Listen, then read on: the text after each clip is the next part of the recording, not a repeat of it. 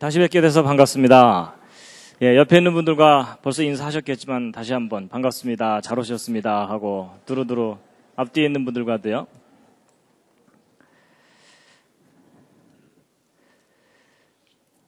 함께 읽으시겠습니다. 시작. 땅과 거기 충만한 것과 세계와 그 중에 거하는 자가 다 여호와의 것이로다. 아멘. 오늘 오신 여러분들을 환영합니다. 제가 오늘도 환영의 뜻으로 꽃을 준비했습니다. 이제 오늘은 11번째 주제인데요. 창세기 1장 1절의 비밀입니다. 함께 읽으시겠습니다. 드디어 이제 오늘 이 창세기 1장 1절을 이제 함께 읽으실 수 있는 기회가 왔습니다. 태초에 하나님이 천지를 창조하시니라 라는 이 말씀인데요.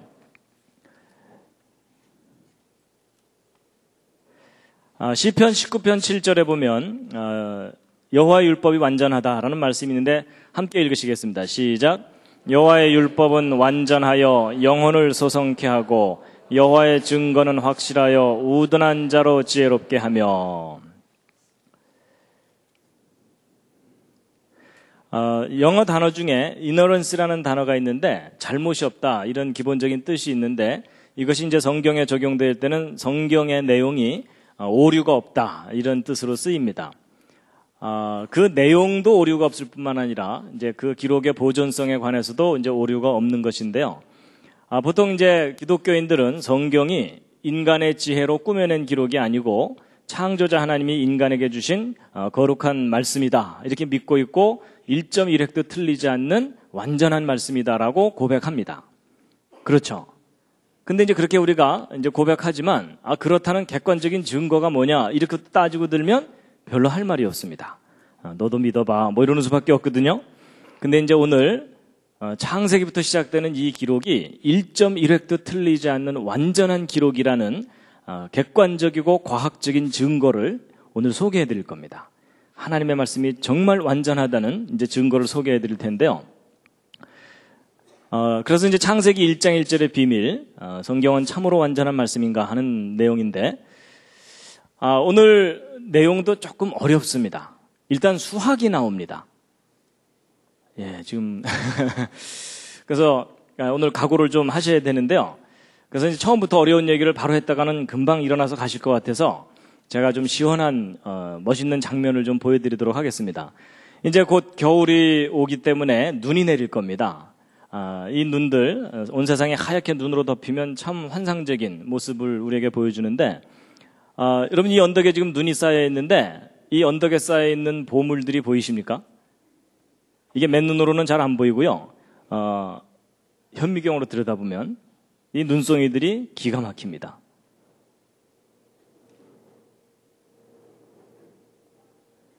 아마 눈을 이렇게 자세하게 보실 기회가 별로 없으실 겁니다. 현미경으로 실험실에서 들여다봐야만 저렇게 보이는 거거든요. 그래서 이제 이 눈송이들이 자랄 때 아주 작은 결정체가 점점 시간이 지나면서 이렇게 크게 이렇게 자라게 됩니다. 눈송이를 좀 감상을 하시겠습니다.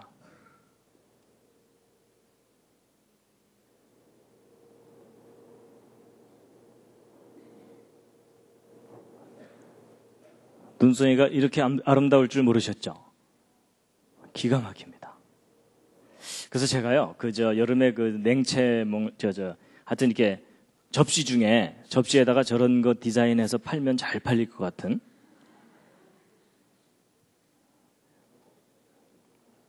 이렇게 디자인되어 있는 접시 하나씩 사시지 않겠습니까? 보통 눈송이를 일반 현미경으로 들여다보면은 이렇게 보이는데 이걸 입체 구조를 볼 수 있는 전자현미경이 있습니다. 전자현미경으로 눈송이를 보면은 이렇게 보입니다. 눈의 입체 구조입니다. 그 모습이 참 다양합니다.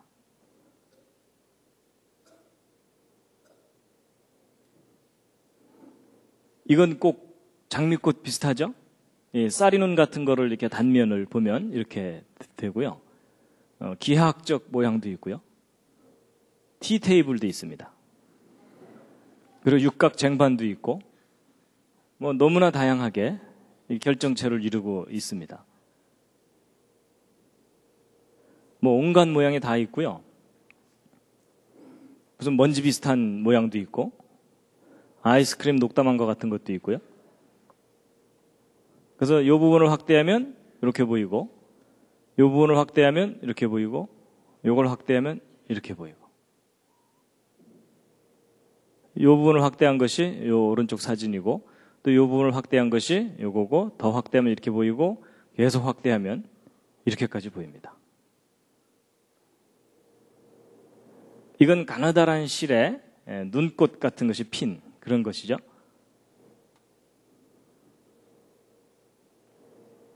기가 막힙니다. 이런 거 하나 이렇게 브로치 만들어서 딱 달면요.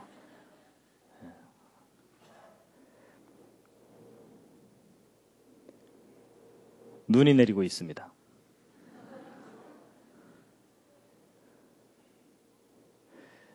그런데 여러분 이 언덕에 쌓여있는 이 눈송이들 중에 똑같은 모양을 하고 있는 게 하나도 없다는 거 아십니까?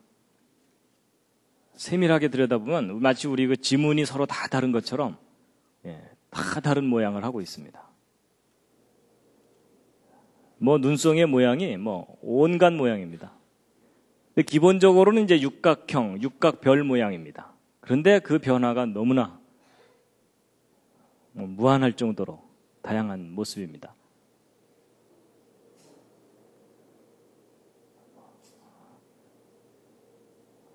너무나 아름답죠.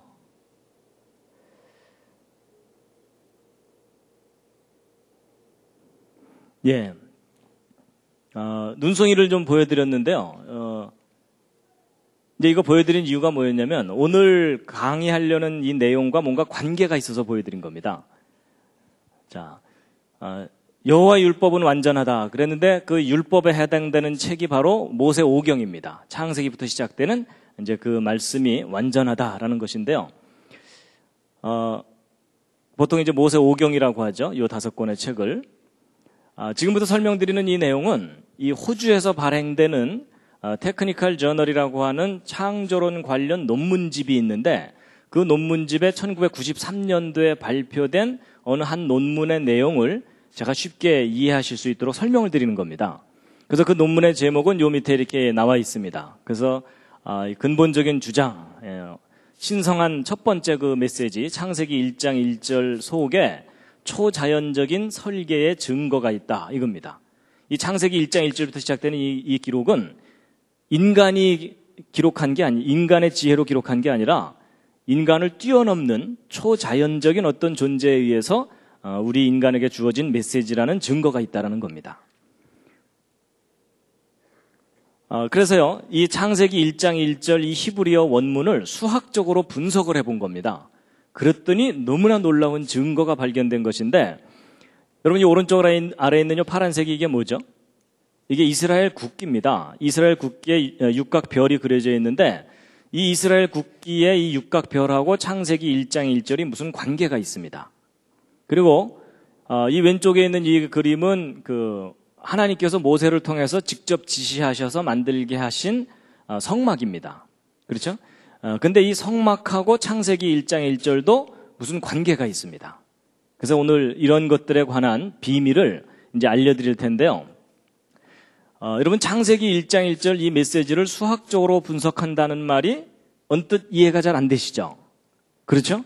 그런데 이 히브리어는 이 수학적 분석이 가능한 문자입니다. 그래서요, 히브리어 알파벳을 보시면 모두 22개가 있는데 그 22개의 알파벳마다 각 알파벳마다 고유한 숫자 값들이 붙어 있습니다. 여러분 영어에 A, B, C, D에 숫자 값 붙어 있지 않죠? 뭐 A는 1, B는 이런 거 없죠? 우리말 기억, 니은, 디귿도 마찬가지고.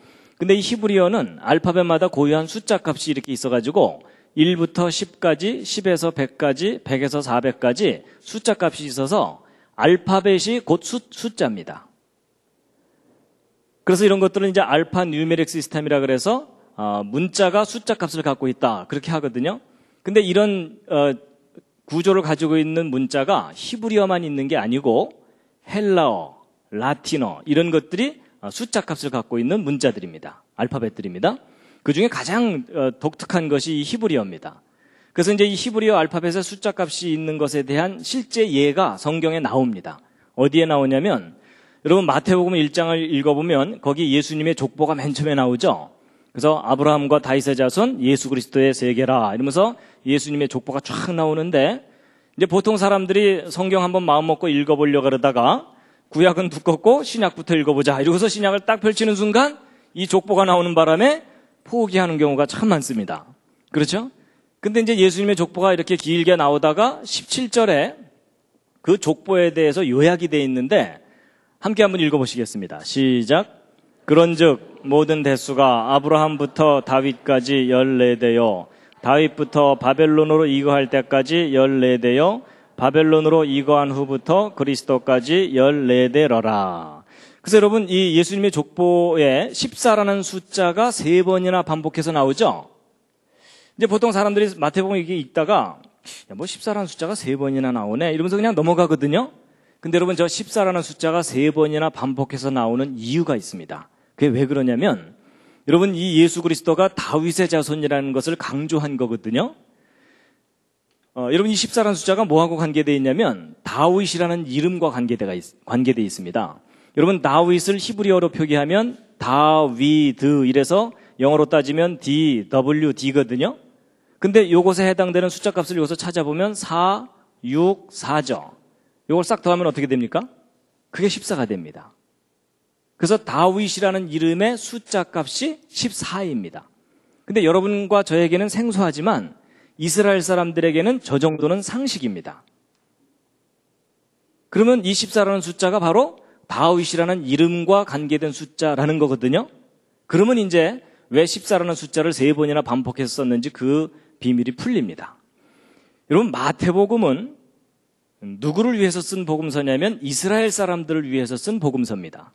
근데 이 이스라엘 사람들에게 예수 그리스도가 메시아라는 것을 소개를 해야 되는데 이스라엘 사람들은 워낙 전통과 족보를 목숨처럼 귀하게 여기기 때문에 이 족보도 없는 집안에서 메시아가 올 거라는 걸 용납을 못합니다. 그래서 그 이스라엘 사람들한테는 족보 얘기부터 해야 마음을 엽니다. 그래서 이 예수 그리스도가 평범한 가문 출신이 아니라 아브라함의 후손일 뿐만 아니라 다윗의 후손이다라는 겁니다. 근데 다윗의 후손이라는 게 무슨 말이냐면 왕족이라는 뜻입니다. 다윗의 후손들이 대대로 왕을 했거든요. 그러니까 이분은 왕이 될 만한 자격이 있는 분이다라는 걸 먼저 얘기를 해주는 겁니다. 그러니까 제발 좀 마음 좀 열어라 뭐 그 얘기입니다. 그런데 바로 이스라엘 사람들의 조상인 아브라함부터 시작해서 아브라함부터 다윗까지 14대, 거기서 바벨론까지 14대, 거기서 예수님까지 14대니까 다윗이라는 이름의 숫자 값으로 3번 이렇게 내려온 존재이기 때문에 평범한 존재가 아니다. 바로 예언된 그분이다. 라는 걸 나타내기 위한 겁니다. 이해가 되시죠? 그래서 이제 결국 이 14라는 숫자가 이 다윗이라는 이름과 관계된 거다라는 걸 이제 알게 되면 풀리거든요. 그래서 이제 이런 예에서 볼 수 있듯이 히브리어는 알파벳마다 숫자 값이 있을 뿐만 아니라 단어에도 숫자 값이 있다는 걸 짐작하시겠죠. 그래서 이제 성경 구약에 있는 히브리어 원문은요, 모든 단어마다 고유한 숫자 값이 있습니다. 그래서 이 히브리어가 숫자 값을 가지고 있다는 것이 어떤 역할을 하냐면요, 성경 원문을 옮겨 적을 때 제대로 옮겨 적었는지 검증하는 방법이 뭐겠습니까? 옮겨 적고 나서 숫자 값 다 합산해보면 1이라도 틀리면 중간에 한 글자 틀린 겁니다. 한 글자 이상. 그래서 성경을 완벽하게 옮겨 적는데 결정적인 기여를 하는 그런 겁니다. 그래서 구약 성경이 완벽하게 보존된 이유 중에 하나도 이 수학적인 속성 때문에 그런 겁니다. 그래가지고 한 가지 참고로 더 말씀을 드리면요, 여러분 예수, 이제 우리말로는 예수고 영어로는 지저스죠. 근데 그것을 헬라어로 표기를 하면, 여러분 신약 성경은 헬라어로 표기가 돼 있죠.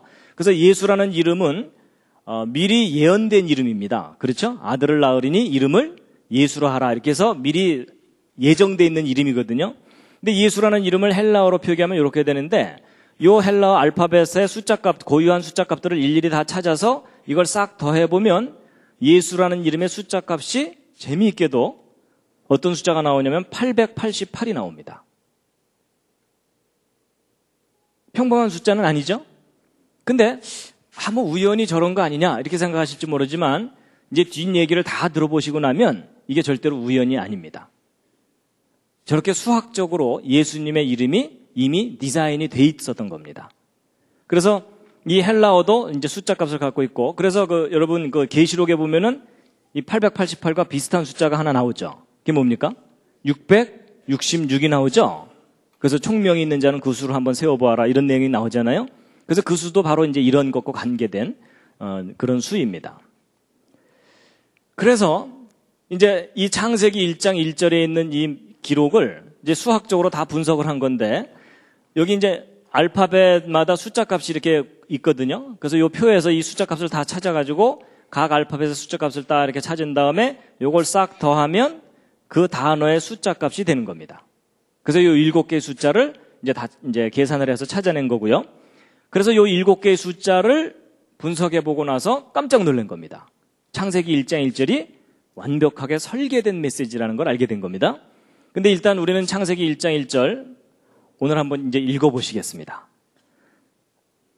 자, 자세를 바로 하시고요. 예전에는 이 성경 함부로 못 읽었습니다. 목욕 재개하고 읽었어야 되는데 오늘 특별히 봐드리겠습니다. 이제 히브리어는 요 굵은 글씨가 자음이고요. 요 밑에 있는 점같이 생긴 것들이 모음입니다. 근데 이제 모음은 처음부터 없었어요. 나중에 이제 그 보음을 붙였기 때문에 원래 원문은 자음만으로 이제 기록되어 있습니다. 그래서 제가 이제 이 자음과 모음의 발음을 영어로 비슷하게 이렇게 써놨습니다. 근데 요 밑에 있는 건 나중에 보시고요. 일단 한번 읽으시겠습니다. 제가 발음이 별로 신통치 않지만 따라서 한번 해보시죠. 베레시트, 뭐 쉽게 그냥 베레시트, 바라, 엘로힘. 어디선가 들어보셨죠? 그렇죠? 예, 엘로힘. 그 다음에 앳, 하샤마임, 베엣.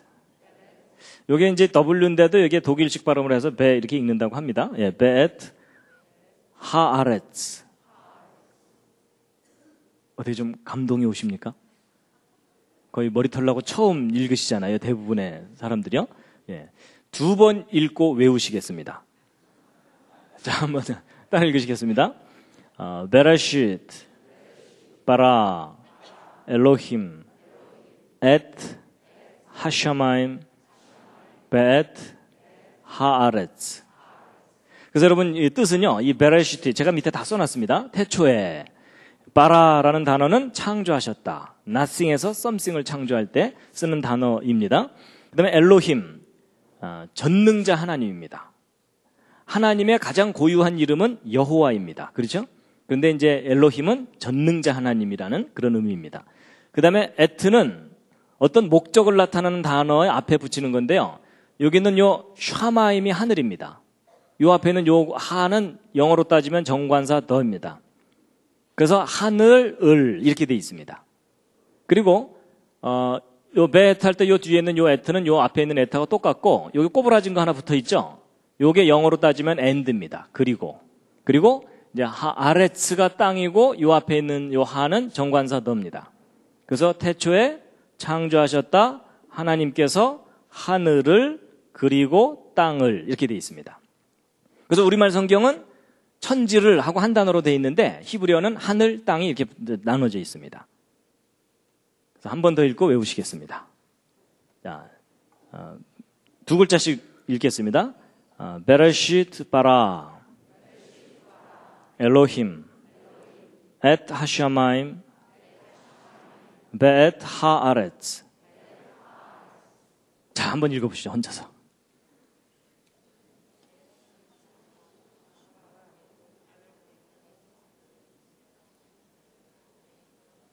여러분 드디어 방언이 터졌습니다.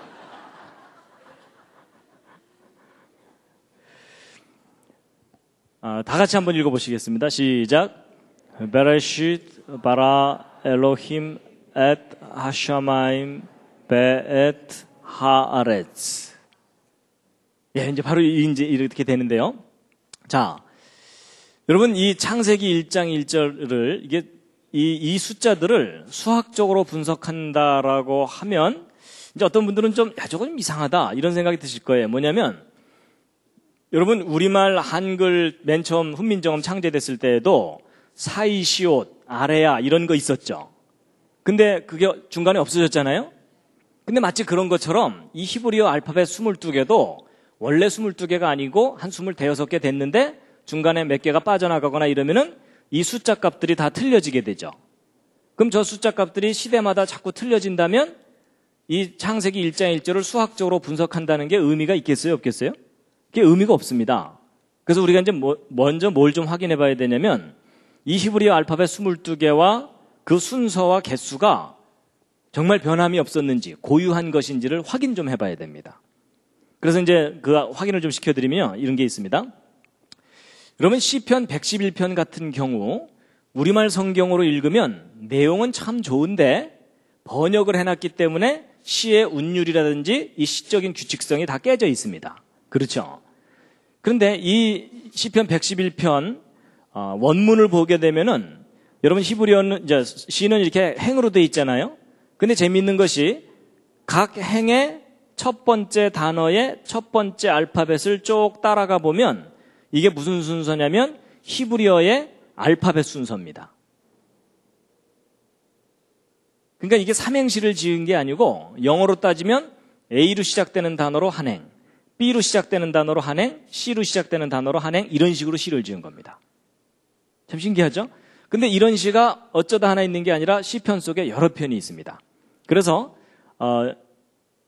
또 다른 시 중에 시편 34편 같은 경우는 아예 22절로 되어 있는데 이 히브리어 원문을 보면은 각 행의 첫 번째 알파벳을 쭉 따라가 보면 이게 히브리어 알파벳 순서입니다. 그래서 이 시편 중에 가장 독특한 시편이 시편 몇 편이냐면 여러분 시편 중에 제일 긴 시편이 있죠. 몇 편이죠? 119편이요. 그렇죠? 보통 성경 통독 한번 하려다가 시험 드는 곳이잖아요. 거기가. 에? 주여 비슷한 게 계속 지루하게 나오는데 계속 끝까지 읽어야 되겠사옵나이까? 건너뛰면 안 될까요? 뭐 이러면서 이제 그러는 부분이잖아요. 그래서 여러분 그 시편 119편을 우리말 성경으로 읽으면 내용은 참 좋아요. 그래서 예를 들어 뭐 청년이 무엇으로 그 행실을 깨끗게 하리까? 뭐 이렇게 쭉 나오는 좋은 내용이거든요. 근데 이미 번역을 해놨기 때문에 시적 규칙성이 깨져 있어요. 굳이 우리말 성경에서 규칙을 하나 찾자면 동그라미가 일정한 간격으로 있다. 이것밖에는 없어요. 그런데 여러분 이 동그라미가 일정한 간격으로 있는 이유가 있습니다. 그게 왜 그러냐면 히브리어 원문을 보면 어떻게 돼 있냐면 여러분 1절부터 8절까지 맨 첫 번째 알파벳이 다 똑같죠. 그러니까 영어로 따지면 A로 시작되는 단어로 8행을 시를 짓고 B로 시작되는 단어로 8행을 시를 지은 거예요. 이런 식으로 시를 지은 게 시편 119편입니다. 그래가지고 앞에만 보여드리면 아니라 그럴까봐 뒤까지 다 확인시켜드리면요. 알렛, 베트, 김멀, 달레, 해, 와우, 자인 이래가지고 시편 119편이 계속 8행씩 쫙 되어 있습니다. 근데 이렇게 계속 보여드리면 어떤 분들이요. 야, 내가 히브리어 모른다고 좀 똑같은 거 계속 보여주는 거 아니냐. 뭐 이런 분들이 가끔 계시더라고요. 근데 이제 그게 아니라 이렇게 해갖고 맨 마지막 타우까지 해가지고 8행씩 22개. 그래서 176절입니다. 그래서 시편 119편이 176절인 이유가 바로 이런 구조이기 때문에 그렇습니다.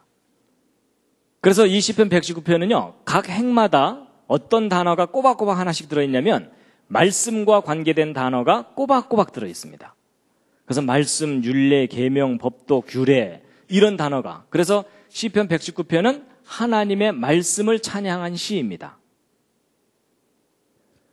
그래서 이제 바로 이런 시들이 지금 보여드린 이런 시들이 한 3,000년 전쯤에 지어진 시들입니다.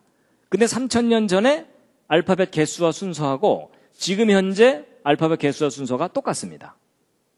그러니까 아까 말씀드린 대로 이 창세기 1장 1절 히브리어 원문을 수학적으로 분석하는 일이 의미가 있을 수 있겠죠. 예. 그래서 이제 결국 이 창세기 1장 1절에는 이 숫자들을 분석을 한 건데요. 일단 여러분 단어마다 숫자 값이 있다면 창세기 1장 1절 전체 문장도 숫자 값이 있겠죠. 그 숫자 값은 요 7개의 숫자를 싹 더하시면 됩니다. 각자 출신, 주산, 암산 학원의 명예를 걸고 창세기 1장 1절 이 메시지의 숫자 값을 한번 계산해 보시죠. 얼마가 나옵니까? 네, 하여튼 그건 따로 한번 계산해 보시고요. 자, 지금부터 1분을 드리겠습니다. 1분을 드릴 테니까 이 7개의 숫자를 유심히 보시면서 저 속에 뭔가 특별한 계시가 들어있지 않는가 한번 관찰해 보시기 바랍니다.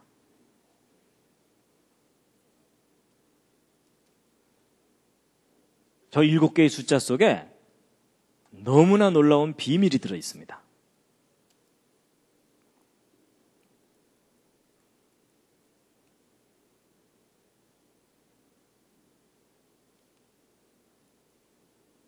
혹시 뭔가가 보이는 분들은 손을 한번 이렇게 들어주시면.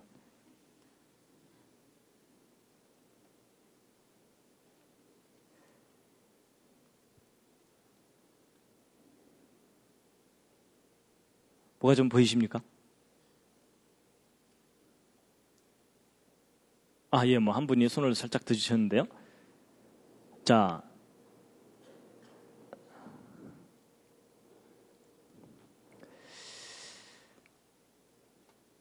뭐가 보이신 분? 뭐가 좀 특별한 게 보인다? 거의 없으실 겁니다. 이거 하루 종일 봐도 안 보입니다. 자, 그런데 이제 보세요. 아주 기본적인 것부터 한번 차근차근 생각해 보겠습니다. 여러분이 7개의 숫자를 딱 보는 순간, 저 속에 뭔가 특별한 게 들어있겠구나라는 생각이 드는 그런 숫자들입니까? 아니면 그냥 평범한 숫자들처럼 보이십니까? 그냥 평범한 숫자들처럼 보이시죠? 저 속에 뭐 특별한 게 들어있을 거라고 생각이 안 되시죠? 근데 그 점이 참 중요합니다. 너무나 평범한 숫자들이라 저 속에 뭔가가 들어있을 거라는 걸 아무도 몰랐어요. 그런데 놀랍게도 저 평범한 저 숫자들 속에 하나님께서 기가 막힌 비밀을 넣어두셨거든요. 여러분 옆에 있는 분 한번 살짝 보시죠. 평범해 보이십니까? 아주 특별해 보이십니까? 그냥 옆집 아저씨죠? 근데 여러분 옆에 앉은 분이 평범해 보인다고 무시하지 마시기 바랍니다. 그 안에 얼마나 귀한 게 들어있을지 아무도 모릅니다.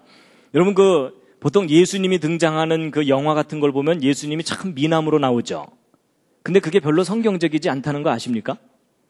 여러분 성경을 참고해 보면은 예수님의 외모에 대해서 어느 정도 나오거든요. 예수님은 절대로 미남이 아니셨습니다. 그래서 여러분 이사야서에 보면요. 그가 이제 메시아예요. 메시아 그분은 주 앞에서 자라나기를 연한 순 같고 마른 땅에서 나온 줄기 같아서 이렇게 돼 있는데 여러분 마른 땅에서 나온 줄기 보셨습니까? 멋있는 경우가 거의 없습니다. 그렇죠?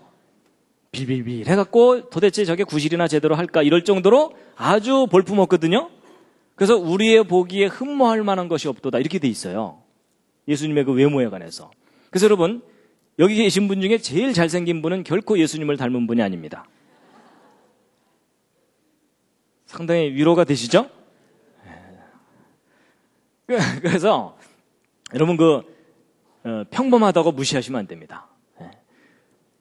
그래서 이 7개의 숫자가 저 속에 아무것도 없을 것처럼 생각됐는데 놀라운 사실이 여러분 이 7개의 이 숫자들을 2개 또는 3개씩 이렇게 한번 더해봤어요. 더해봤더니 예를 들어 태초에 하나님이 요 두 숫자 값을 더했더니 999가 나와요. 뭐 어쩌다 하나는 나올 수 있겠죠? 그런데 창조하셨다 하늘을 요 세 단어의 숫자 값을 더했더니 또 999가 돼요. 좀 이상하죠? 그래서 이번에는 하나님, 하늘, 땅 요 세 숫자를 더했더니 이 세 숫자를 더하면은 777이 나와요. 점점 이제 우연이 아닐 거라는 생각이 드시죠? 그리고 하나님, 하늘, 땅 요 세 숫자를 더했더니 888이 나오는 거예요. 자, 이제 이 대목에서 이제 문과분들은 감이 안 오실 겁니다. 뭐 우연히 그럴 수 있겠지 이런 생각이 드실지 모르지만요. 여러분 숫자에 대해서 약간 감각이 있는 분들은 저게 절대로 우연히 일어날 수 있는 일이 아닙니다. 여러분 오늘 밤에라도 집에 가서 한번 해보세요. 아무 숫자나 7개 써놓고 그중에 2개, 3개씩 더했을 때 저런 규칙성을 갖는 숫자가 어쩌다 하나 발견되는 건 가능할 수가 있는데 4개나 발견되는 것은 확률적으로 거의 불가능합니다. 이게 무슨 얘기냐면 누군가가 일부러 저렇게 수학적으로 디자인을 해놓지 않는 이상 저런 일은 일어나지 않는다는 얘기입니다. 그럼 누군가가 일부러 이렇게 해놓은 거라는 뜻이잖아요? 그럼 적어도 이 메시지를 생각한 그 사람은 저 내용을 알고 있었다는 뜻일 겁니다. 근데 여러분 이 999, 888, 777의 기본 숫자가 111이죠. 그럼 이 111이 이제 정수배가 되는 숫자들인데 이 111이 이제 열쇠를 갖고 있는 숫자인데 자, 이게 이제 무슨 수하고 관계되어 있냐면요. 여러분 동전을 예를 들어 탁구공이 이렇게 있으면 그 탁구공 똑같은 크기의 탁구공을 옆에다 딱 붙이면은 정확하게 6개가 딱 붙습니다. 그리고 이런 식으로 해서 계속 붙여나가게 되면은 아주 질서정연한 패턴이 얻어지는데 이 우주의 가장 기본적인 질서라고 볼 수 있는 이제 건데 이 공을 가장 컴팩트하게, 가장 짜임새 있게 이제 조밀하게 쌓을 수 있는 구조입니다. 근데 이제 이게 바로 저런 구조가 어디서 발견되냐면 여러분 성경에서는 금, 정금을 아주 귀하게 여기거든요. 근데 금을 이렇게 눈으로 볼 때는 안 보이는데 전자현미경으로 그 내부 구조를 조사해 보면 금을 이루고 있는 원자들이 이런 식으로 배열되어 있습니다. 그래서 여러분이 손오공처럼 조그매져 갖고서 저 금 속을 들어가잖아요. 그러면 원자들이 이렇게 군대처럼 배열되어 있는 것을 보시게 됩니다. 아주 장관이죠. 그래서 참고로 재미있는 장면을 하나 보여드리면요.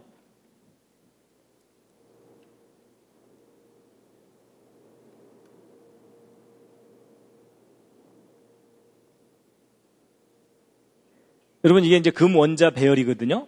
근데 이런 질서정연한 패턴들이 조화를 부립니다.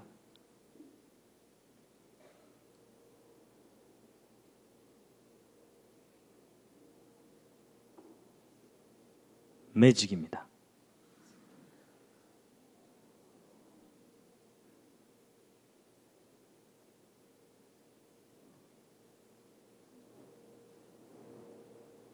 어지러우시죠? 여러분 아주 질서 있는 패턴들이 서로 간섭을 하면서 또 다른 무늬를 만들어내는 이런 걸 간섭무늬라고 하거든요. 그래서 여러분 하나님이 창조하신 이 질서 있는 세계가 이 질서가 또 조화를 부리고 이렇게 돼 있습니다. 그래서 하나님이 창조하신 세계 참 신기한 세상인데요. 그런데 이제 여러분 이 질서정연한 이 패턴 속에 숨어있는 별이 있습니다. 그 별이 무슨 별이냐면 바로 다윗의 별입니다. 육각별이 들어있거든요. 그래서 이 파란색으로 된 제일 작은 별, 그 다음 노란색으로 된 그 다음 큰 별, 빨간색으로 된 세 번째 다윗별 이렇게 있는데 이런 다윗별들이요. 바로 이스라엘 국기에 있는 그 육각별이잖아요. 자, 이제 이 육각별이 무슨 의미를 가지고 있는 건지 보실 텐데요. 여러분 이 맨 첫 번째 다윗별을 이룰 수 있는 동그라미 개수가 모두 몇 개냐면 이게 세어보시면은 이게 모두 13개입니다. 그래서 13이라는 숫자는 첫 번째 다윗별을 만드는 숫자다라고 기억을 좀 해두시기 바랍니다. 그럼 이제 하나 더 큰 다윗별은 그럼 얼마냐? 하나 더 큰 다윗별은 37입니다. 37개가 있어야 두 번째 다윗별을 만들고 그 다음에 또 하나 더 큰 다윗별이 뭐냐면 세 번째 다윗별이 바로 73입니다. 그래서 13, 37, 73이라는 이런 숫자들은 다윗의 별을 만들 수 있는 숫자. 그래서 보통 그 도형을 수학적으로 연구하는 사람들이 도형수라고 하는 수입니다. 특히 이제 육각별을 만드는 수, 이래서 이렇게 얘기합니다. 그래서 이 숫자들을 좀 기억을 해 두시면요. 지금 이 두 번째 다윗별의 숫자가 37이라 그랬죠. 근데 이제 보세요. 아까 나왔던 이 111이 어떤 수냐면 두 번째 다윗별 37을 3개를 더하면 얼마가 나옵니까? 37을 3번 더하면? 그게 바로 111입니다. 그럼 이 111은 다윗별 3개를 더한 숫자인데 그것에 또 정수배들이니까 결국 이 숫자들 속에는 뭐가 잔뜩 들어있는 거겠어요? 다윗의 별이 잔뜩 들어있는 거예요. 그러니까 창세기 1장 1절 속에 다윗의 별이 잔뜩 반짝반짝 들어있는 겁니다. 그런 수학적 구조를 갖고 있어요. 그래서 창세기 1장 1절과 다윗의 별이 무슨 관계가 있어요, 수학적으로. 그 다음에 이제 여러분 이 우주의 가장 기본 질서가 수학적 질서입니다. 그래서 우리 초등학교, 옛날에는 초등학교, 이제 국민학교 들어가면은 맨 처음 배우는 것이 1, 2, 3 이거 숫자 배우죠? 그래갖고 이제 1, 2, 3 이렇게 해서 쭉 1, 2, 3 이렇게 쭉 나가는데 이렇게 쭉 계속 나가다 보면 계속 정삼각형을 이루죠. 그래서 이 오른쪽 숫자들은 정삼각형 수라고 하는 숫자들입니다. 1, 3, 6, 10 이렇게 되죠. 그래서 이걸 이제 정삼각수라고 하는데 삼각수. 근데 이제 아까 여러분 창세기 1장 1절 이 7개의 숫자를 싹 더하면 얼마가 됩니까? 혹시 계산해 보신 분 계십니까? 얼마죠? 2701 맞는지 한번 보겠습니다. 맞았습니다. 그래서 여러분 이 창세기 1장 1절의 메시지가 2701이거든요. 근데 여러분 저 숫자가 무슨 특별한 숫자처럼 보이지 않으시죠? 근데 이 숫자가 아주 특별한 숫자인데 무슨 수냐면 여러분 1부터 계속 정삼각형을 이루어 나가면 73번째 정삼각수입니다.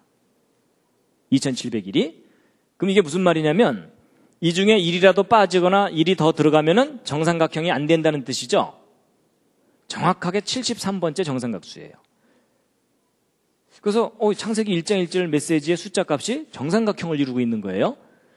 근데 이제 이것만 얘기해드리면 뭐 우연히 그럴 수도 있지 이러실까봐 제가 하나 더 보여드리면 여러분 창세기 1장 1절 메시지 중에 제일 뒤에 있는 이 두 단어가 땅을 이렇게 돼 있어갖고 땅의 창조에 관한 것이거든요. 여러분 천지 창조 중에서 땅의 창조가 중요하죠. 안 중요하다고 생각하시는 분들은 지구를 떠나주시기 바랍니다. 여러분 하나님의 창조에 가장 관심이 있는 부분이 땅이에요. 우리 인간이 있잖아요. 그렇죠? 그래서 땅의 창조가 중요한데 이 땅의 창조에 해당되는 이 두 단어의 숫자 값을 더하면 703이 나오거든요. 그런데 저게 또 평범한 숫자가 아닙니다. 이 숫자가 무슨 수냐면 37번째 정삼각수입니다. 자 보세요. 여러분 아까 천지창조 전체 메시지는 73번째 정삼각수라 그랬죠? 근데 땅의 창조에 해당되는 것은 37번째 정삼각수라 그랬죠?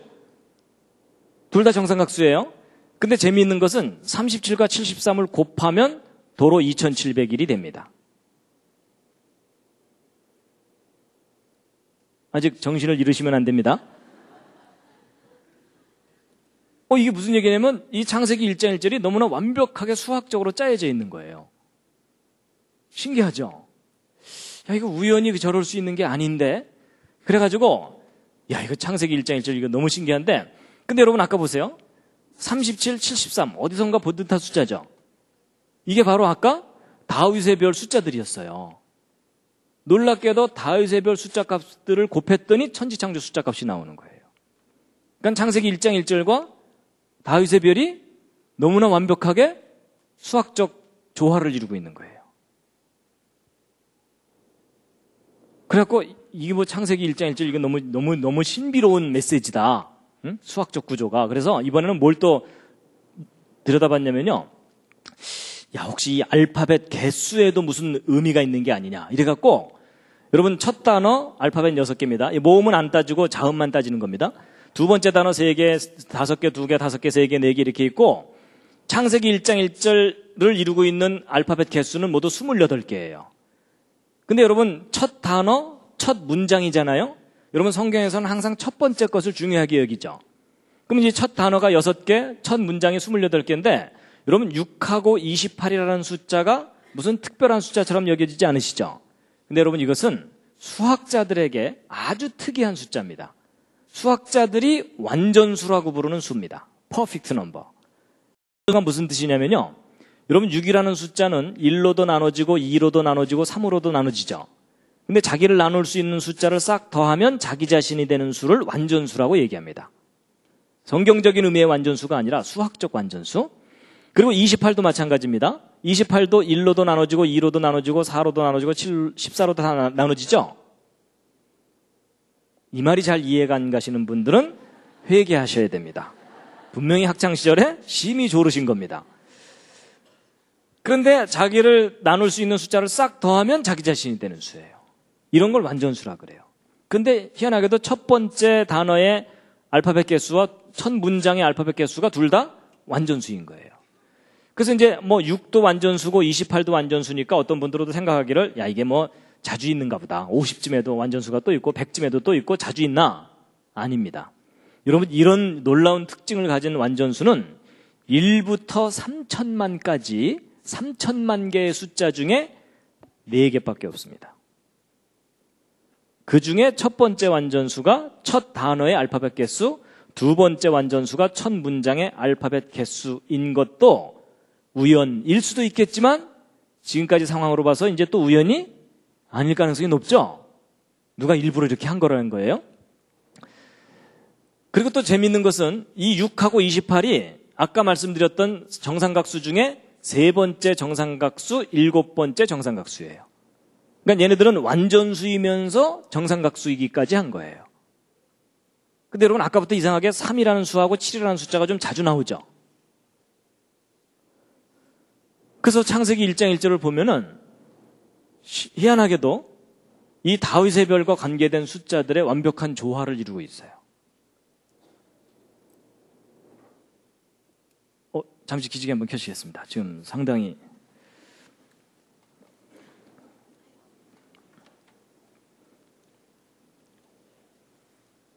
몸 풀고 하겠습니다. 좌양조 하셔서 옆에 있는 분 안마를 좀 시원하게 해드리겠습니다. 좌양조 하셔서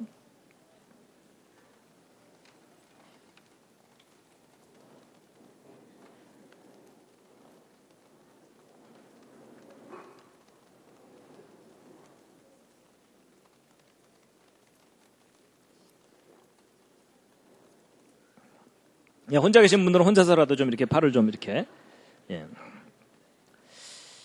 반대로도 해주시고요. 반대로도.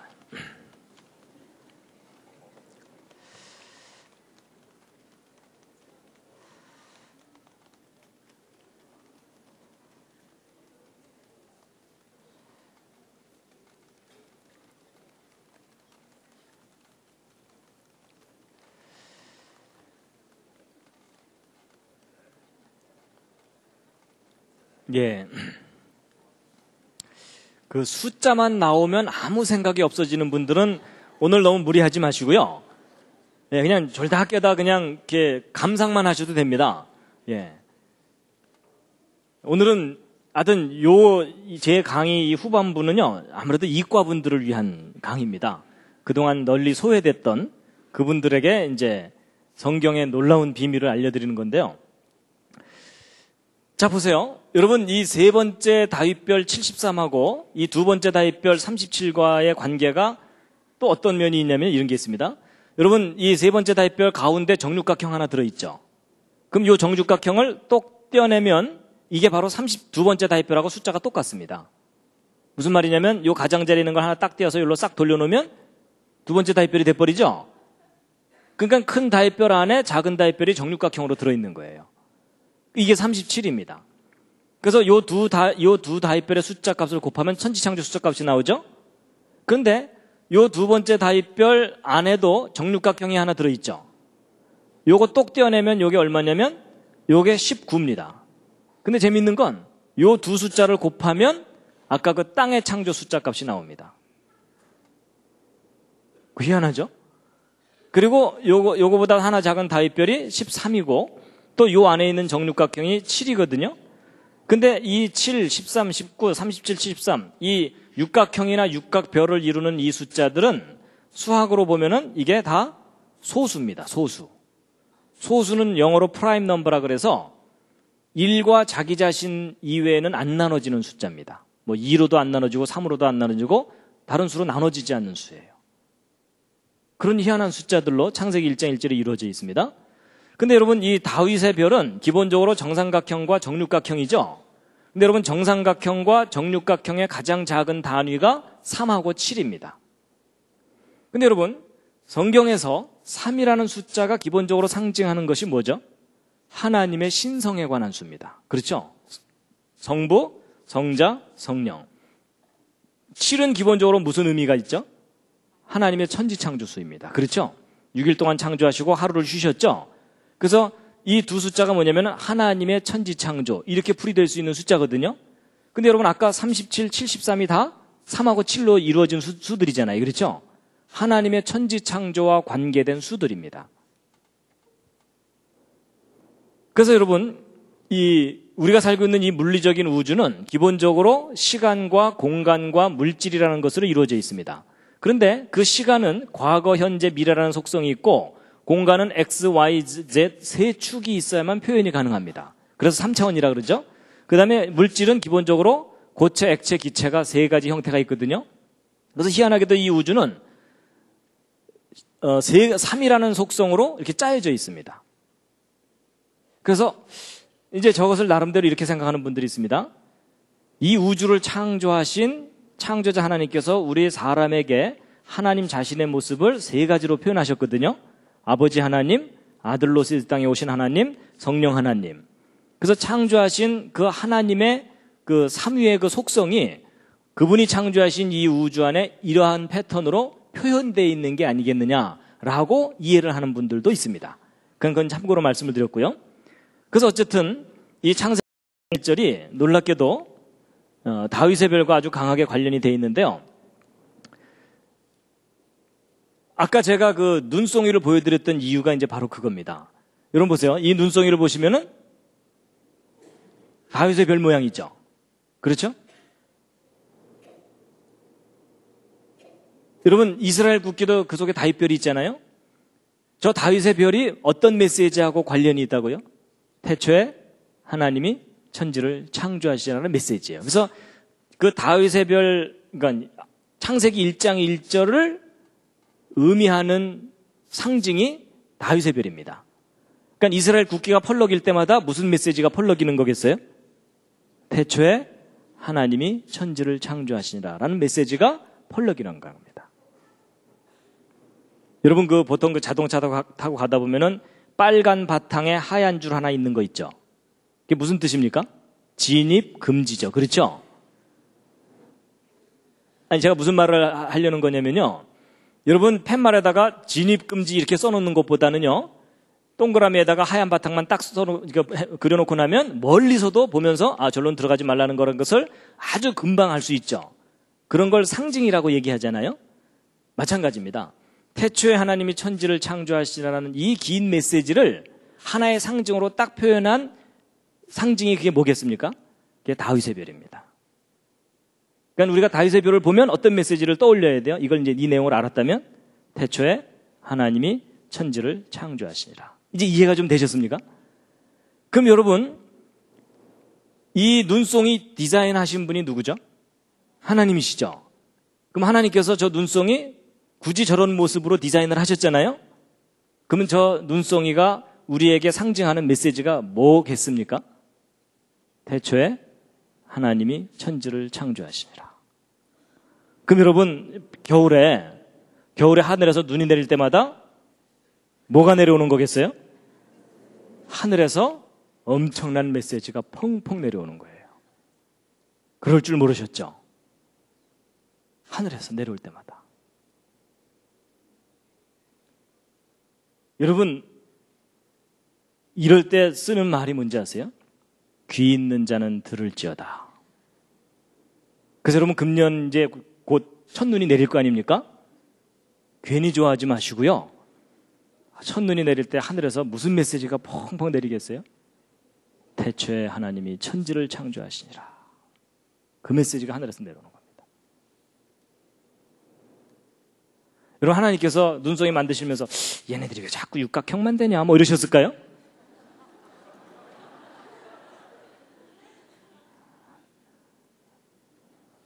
무슨 의미인지 아시겠죠? 여러분 하나님께서 다 저렇게 여러분 참새 한 마리도 하나님의 뜻이 아니면 땅에 안 떨어진다고 되어 있거든요. 모든 것에는 다 하나님께서 이유를 두셨고 의미를 두셨어요. 눈송이도 그냥 대충 이게 뭐 멋있어 보이네 이러면서 만드신 게 아니라는 얘기입니다. 위대하신 하나님의 창조물입니다. 그래서 보세요. 하늘에서 엄청난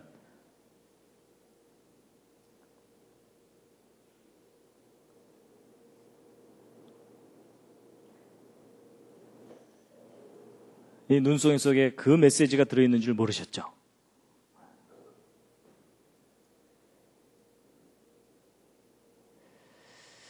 자, 그래서 이제 창세기 근데 자, 여기서 이제 한 가지 이제 꼭 말씀드리고 넘어가야 될 게 하나 있습니다. 뭐냐면 제가 이제 창세기 1장 1절을 이렇게 막 수학적으로 막 이렇게 설명을 드리면 어떤 분들은요.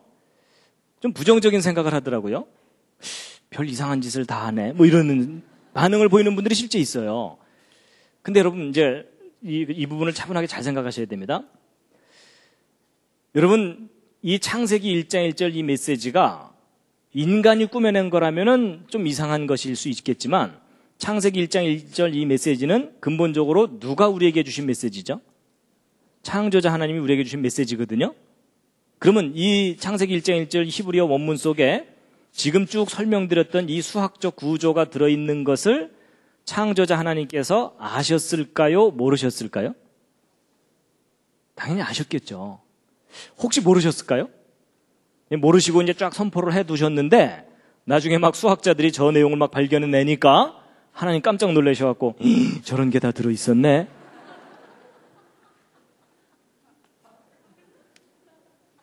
여러분 그 상황은 아니죠.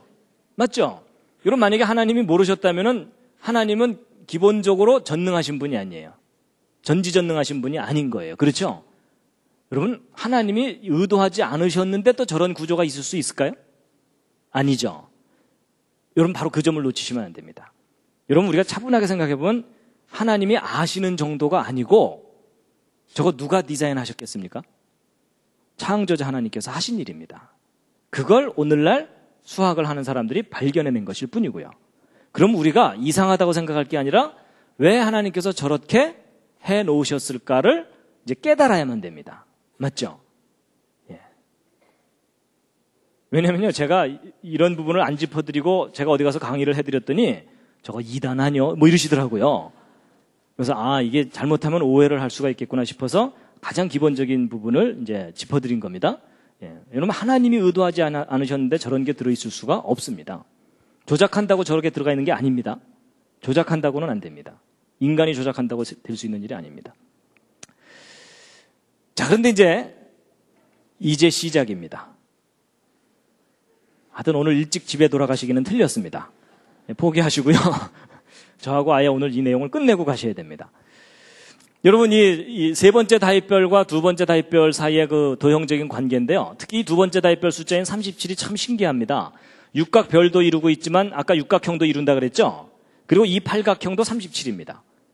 여러분 하나의 숫자가 세 가지 도형을 만들거든요. 여러분 하나의 숫자가 한 가지 도형을 이루는 것도 영광인데 세 가지나 이루니까 얼마나 특이해요. 그렇죠? 여러분 숫자들끼리 모여갖고 나는 사각형이다, 나는 삼각형이다 이러는데 어느 숫자는 난 아무것도 아니다 이러면 얼마나 쓸쓸해요. 그렇죠?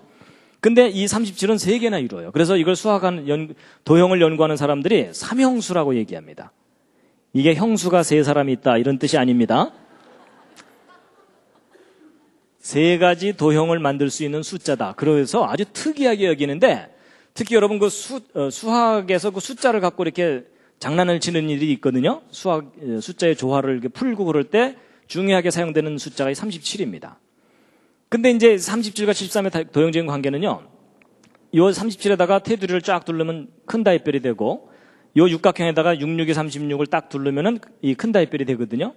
근데 마치 요 패턴 관계가 6일 동안 창조와 하루의 안식 뭐 이런 것을 의미하는 게 아닌가라고 해석되는 그런 구조를 갖고 있고 그리고 이제 이 36이라는 숫자, 6, 6이 36이라는 숫자도 평범한 숫자가 아니고요. 여러분 6, 6이 36이니까 정사각형 수죠. 그러면서도 또 얘는 8번째 정삼각수예요. 그러니까 이런 걸 이형수라 그래요. 바이피규러인 넘버라고. 그리고 요 밑에는 이제 아래쪽 사이클이고 그 밑에도 또 이렇게 돼 있어갖고 여러분 37 안에 19 들어있다 그랬잖아요. 요 두 숫자 곱하면 703 땅의 창조 숫자 나오고 그 다음 37보다 하나 작은 다윗별이 13이고 19보다도 하나 작은 육각형이 7인데 13하고 7을 곱하면 91이 나오는데 이 91도 정육각형 숫자고 이 90, 여러분 아까 그 37 뒤집은 게 73이었죠. 그러면 이 19를 뒤집은 게 91이죠. 근데 이 19도 육각수인데 91도 육각수예요. 그냥 완벽하게 조화를 이루는 숫자들로 짜여져 있고 그 다음에 37과 13을 연결시켜주는 수가 24고 19와 7을 연결시켜주는 수가 12거든요. 근데 여러분 24가 10이라는 숫자도 평범한 숫자가 아니고 저게 성경과 관계된 수들입니다. 저게 구약과 신약에서 공통적으로 나오는 수들이에요. 여러분 12는 구약에서는 뭐가 떠오르세요? 이스라엘의 12지파. 이게 하나님을 섬기는 숫자들입니다. 이게 하나님을 섬기는 사람들에 관한 수인데 12지파. 그 다음에 신약에서는 뭐죠? 예수님의 12제자. 그 다음에 24는 구약에도 나오고 신약에도 나오는데 신약에서는 요한계시록에 하늘나라의 장로가 몇 명이죠? 24장로죠. 그 다음에 구약에서는 24가 뭐하고 관계 있죠? 제사장. 여러분 다윗왕 말기에 제사 제도를 정비하는데 제사장 팀을 모두 몇 팀을 만들어요? 24팀을 만듭니다. 그래서 24 반열 이렇게 얘기하거든요. 이게 다 하나님을 섬기는 사람들에 관한 숫자들이에요. 그리고 이제 요 밑에 이렇게 있고요. 그래가지고 이제 야 이거 창세기 1장 1절 정말 신기하다. 이래가지고 이번엔 뭘 조사해봤냐면 창세기 1장 1절 이 메시지에 맨 가장자리 울타리 숫자를 세워봤어요. 맨 가장자리. 그랬더니 이게 얼마냐면은 71을 3번 더하기 때문에 216이 나와요. 그러니까 이 가장자리 숫자를 쭉 더하면. 근데 여러분 저 216이라는 숫자가 또 평범한 숫자가 아닙니다. 이 216이라는 숫자는 무슨 수냐면 6 곱하기 6 곱하기 6. 그래서 6의 3승 숫자예요. 큐브 넘버라고 하거든요, 영어로. 근데 이 3승이라는 건 무슨 말이냐면은 정육면체 부피 구할 때 3승하죠. 그게 정육면체 수예요. 그래서 창세기 1장 1절이 정육면체 숫자 값으로 둘러싸여 있는데 그럼 이 정육면체가 성경과 무슨 관계가 있느냐? 있습니다. 여러분 창세기 1장 1절부터 계시록까지 성경 전체를 조사해보면 정육면체가 몇 군데 등장하거든요. 근데 그 정육면체가 다 어떤 장소냐면 거룩한 장소예요. 그래서 여러분 이 출애굽기에 보면은 창조자 하나님께서 모세를 통해서 성막을 만들게 하시잖아요. 근데 이 성막을 보시면 이 앞에 커튼을 열고 들어가면 거기가 성소입니다. 근데 그 안쪽에 밀실이 또 하나 있죠. 거길 뭐라 그럽니까? 지성소, 지극히 성스러운 장소, the most holy place거든요. 그래서 여러분 이 성소나 지성소는 아무나 못 들어가죠. 저 지성소는 또 누구만 들어가요? 대제사장이 속죄일 날 흰옷을 입고 들어가요. 그렇죠? 그래갖고 하나님과 만나는 그런 곳인데 요 지성소 있죠? 출애굽기에 나오는 대로 성막을 만들잖아요. 저 지성소 내부 구조가 어떤 모양이냐면 정육면체 모양입니다. 출애굽기를 읽으면 직접은 안 표현되어 있어요. 근데 출애굽기에 나오는 그대로 만들고 나면 정육면체, 그 내부가, 지성소가. 근데 거기만 그런 게 아니라 열왕기상에 보면은 솔로몬이 제대로 된 건물로 된 성전을 짓죠. 그 건물로 된 성전의 지성소도 정육면체예요. 그런가 하면 요한계시록에 보면 지금 현재 땅에 있는 예루살렘 말고 하늘에 있는 예루살렘이 있는데 거기에는 직접 가로 세로 높이가 나오거든요. 성경에 기록되어 있는데 정육면체입니다. 그래서 성경에서 일관성 있게 정육면체가 다 어떤 장소냐면 거룩한 장소예요. 근데 그 거룩한 장소를 상징하는 정육면체의 숫자 값으로 창세기 1장 1절이 둘러싸여 있는 것도 우연일 수도 있겠지만 이제 더 이상 우연이 아니에요. 그렇죠? 그렇다면 무슨 말이냐면 이 말씀이 거룩한 말씀이다 라는 뜻입니다. 그 다음에 이제 창세기 1장 1절 속에 무슨 수가 들어있냐면요. 여러분 천지창조 이 전체 중에 땅의 창조가 중요하다 그랬잖아요. 근데 땅의 창조에 해당되는 703이라는 숫자를 빼고 나면 나머지 5개의 숫자 값이 얼마냐면 1998입니다. 근데 여러분 이 1998이 무슨 수냐면요. 666을 3번 더한 숫자입니다. 여러분 드디어 666이 나왔습니다. 무섭죠? 여러분 아까 그 계시록에 나온다고 하는 666 있죠? 그 숫자가 놀랍게도 창세기 1장 1절 속에 저렇게 수학적으로 계시가 돼 있어요. 근데 여러분 이 666도 정삼각형 수예요. 36번째. 그래서 이 땅의 창조 703을 가운데다가 두고 나면 666이 이 땅을 포유하고 있는 듯한 모습을 하고 있어요. 그래서 저게 도대체 무슨 의미일까라는 것을 나름대로 이제 분석한 분들이 뭐라고 이제 생각하고 있냐면 여러분 성경 전체 스토리를 이해하면 뭐가 나오냐면 창조자 하나님께서 이 우주를 창조하실 때 천사들도 만드셨어요. 근데 그 천사들 중에 하나님께 반역하고 쫓겨난 천사가 있죠. 그 대장이 누구죠? 루시퍼예요. 근데 그 루시퍼가 쫓겨나요. 쫓겨나는데 하나님께서 곧바로 멸하지 않으시고 마지막 심판 때까지 유예 기간을 주세요.